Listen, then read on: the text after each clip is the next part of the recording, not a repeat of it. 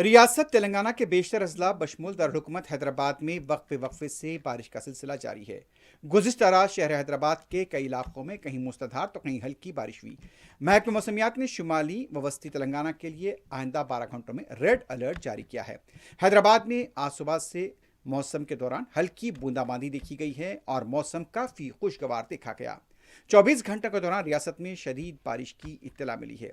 शुमाली वस्ती और मशरकी तेलंगाना में 24 घंटों में 130 से 200 मिलीमीटर बारिश रिकॉर्ड की गई। आसिफाबाद के बेजोर में 188 मिलीमीटर बारिश रिकॉर्ड हुई है। बाज़ मकामात पर 300 ता 400 मिलीमीटर बारिश होने की भी इत्तला मिली है।